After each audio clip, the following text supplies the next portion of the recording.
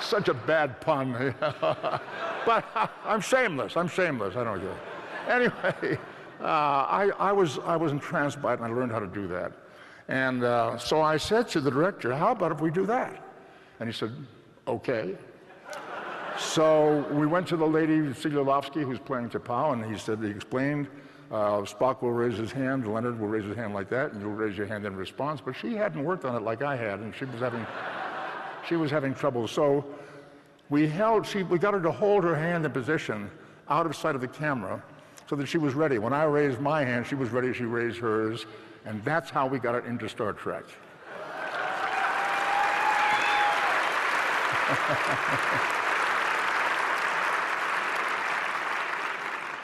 This is a true story. That was on went on the air on a Thursday night. On the Saturday, I was in Cleveland on a personal appearance, being driven to an event somewhere. Hey, Cleveland. And were you there? I'm in a car being driven to this event. We stop at a traffic light. Car pulls up beside us, and a very pretty young lady rolls down her window and does that. So I was thrilled, and I rolled down my window, and I said to her, can you do it with your left hand? And she got about that far. She said, I'm sorry, I speak it with an accent.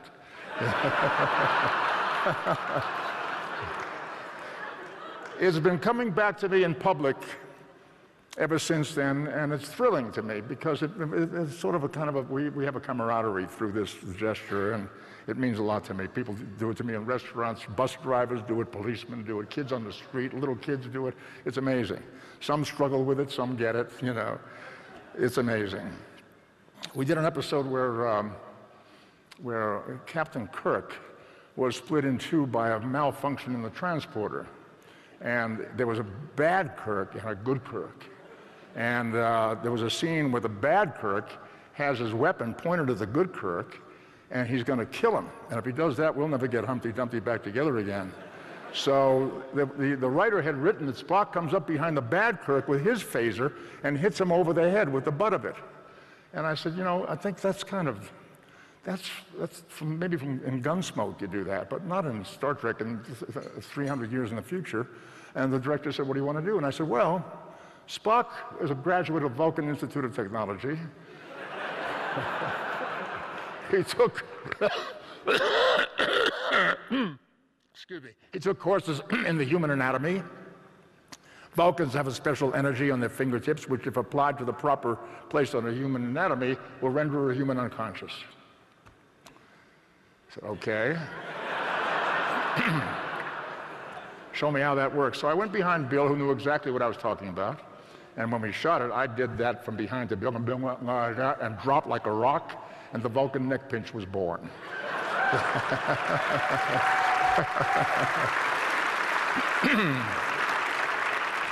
These are the kinds of things that I was looking for in the creative process to try to bring something to the work other than simply show up and know my dialogue.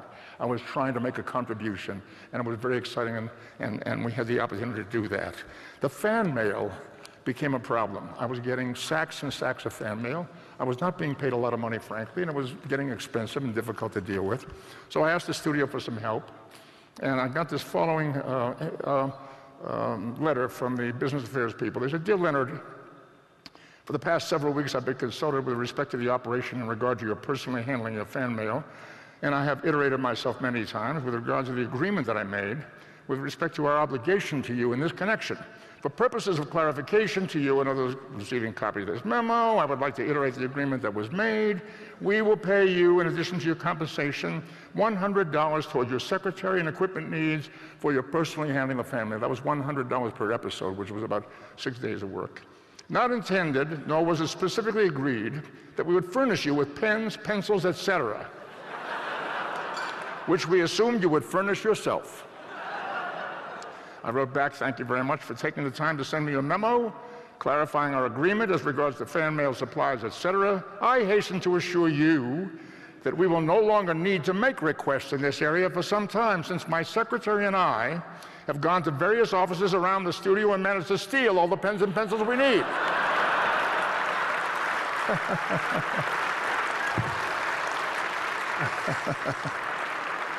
Well, as I say, the rest is history. We did 3 seasons. People are shocked that we only did 3 seasons, but that's all it was.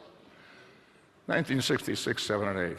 And then we shut down and we were out of business for a while, for 11 years, actually. 11 years later, as a result of the success of Star Trek reruns and the success of George Lucas's Star Wars, and we owe him a big thanks, thank you, George, Paramount woke up and said, let's make a Star Trek movie. So we did in 1979. We made Star Trek the Motion Picture. It was not Star Trek 1. It was Star Trek the Motion Picture. And that was the intention, let's make a movie. And frankly, it was not our best effort. I can say that now with impunity. It was so long ago. You know. It was not our best. It was not anyway. And then somebody came up with the idea of doing a much cheaper, much faster, low-budget film. That one, the first one, cost a lot of money. It was very grand and glorious and big space effects and so forth. So we went to work to make a second, and somebody said to me, producer, how would you like to have a great death scene? And I really thought this was the end of it. I thought now we're going to scrape the barrel, we're going to turn out a cheap Star Trek movie. How good can that be? And I said, okay, I'll go out and as a hero, I'll save the crew and the ship. Why not? You know, go out in a blaze of glory. So we began working on this second film, and obviously it was going to be a good one. The script was good, direction was good. We were all having a good time. We were back in the kind of chemistry that we had when we were doing our best television work. And I thought, oh, I think maybe I've made a terrible mistake. And it came to the day when we were shooting my death scene, and I was not a happy guy. I really was very depressed about it. I was depressed. And we filmed the scene, and we finished the movie, and I thought, well, that's the end of that. And I think I've done myself a disservice. And anyway, when they previewed the film, audiences were so upset about the death of Spock that they wouldn't go for it. And I sat there watching the film, and there comes a moment where Scotty is in the engine room and saying, Captain, we're in terrible trouble here, or whatever he says, and Trek says, well, I need warp speed in 4 minutes and we're all dead. No response from Scotty. Spock looks around, gets up, leaves the bridge, and I know where he's going downstairs to save the bridge, to save the ship and die, you know. And I thought, I don't know if I can watch this, but I thought if I get up and leave, people are going to think I hate this movie, you know, So I sat there and I took it, and then this amazing thing happened. I went down and played the scene, and then there comes the funeral, the memorial service, and the black tube with Spock in it goes down the ramp and shot out into space, and Kirk says, of all the souls I met in my travels, his was the most human.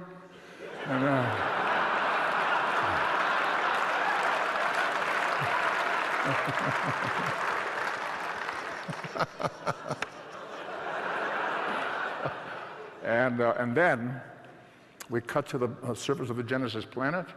Camera pans through some leafy foliage and some fog, and there, lying on the ground, is Spock's tube intact. And I thought, oh, I think I'm going to be getting a call from Paramount Studios pretty soon. And sure enough, they called me and they said, we'd like you to be involved in another Star Trek movie. And I said, thank you very much. I would like the opportunity to direct. And they let me do 2 of them. I had a wonderful time doing Star Trek 3 and Star Trek 4.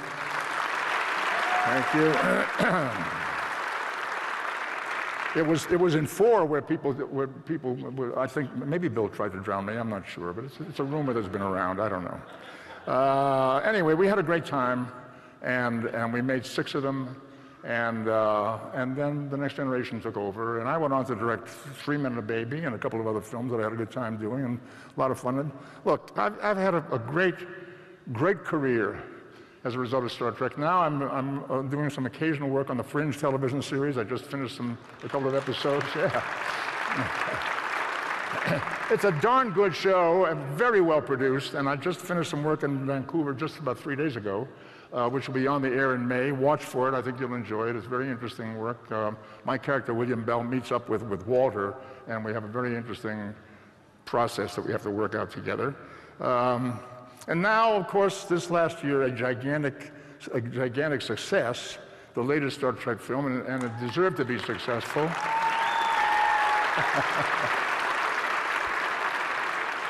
J.J. Abrams, thank you very much. He convinced me that he was going to do go back to the classic kind of mold, and he did.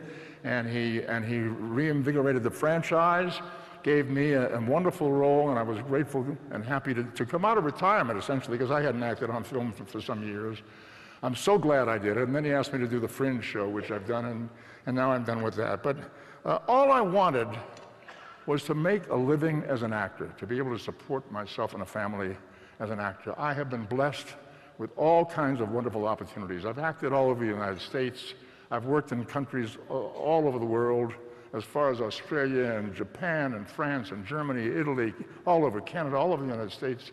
On Broadway a couple of times, toured in a couple of different productions as Sherlock Holmes in the Royal Shakespeare production of Sherlock Holmes. And I've had a great, great, great time. Published some poetry, sang some songs, which I probably shouldn't have done.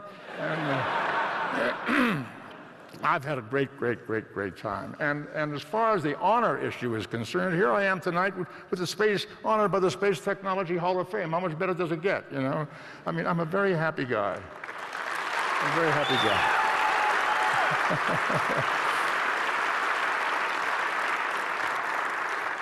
I have the recognition of my peers. I was at an industry function a while back, and a lot of people in a crowded room, and I felt a pair of hands on my shoulder from behind, and a voice in my ear said, "I recognize you.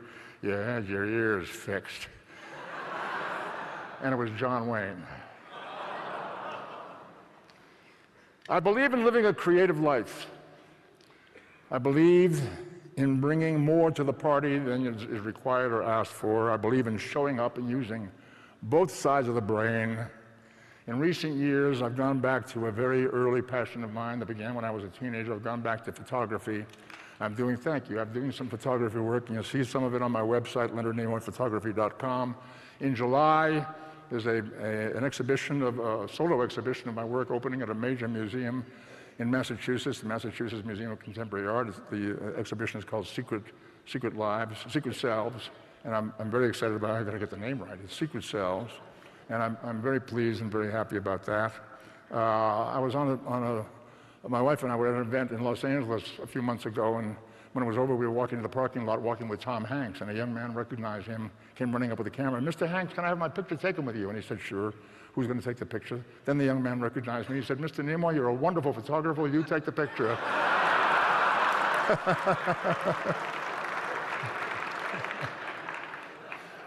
I have on the wall by my desk a piece of calligraphy written by my wife's sister, printed by my wife's sister from another source, which I hold there as my credo. It says, I think it sums up the creative process and the creative life in a very powerful way. It says, "Edwin Booth, the actor, heard the solemn whisper of the God of all arts. I shall give you hunger and pain and sleepless nights. Also, beauty and satisfaction known to few, and glimpses of the heavenly life. None of these shall you have continually, and of their coming and going you shall not be foretold." Powerful stuff, powerful stuff. And I have had it all. I've had the hunger, pain, and sleepless nights. I've also had the beauty and the satisfaction, and I've had the glimpses of the heavenly life. And I am one very, very grateful guy. I've had a long and exciting ride into my own frontier. I'm grateful for all of it. I'm grateful to you for being here and inviting me here tonight. Thank you all. May you all live long and prosper. Thank you.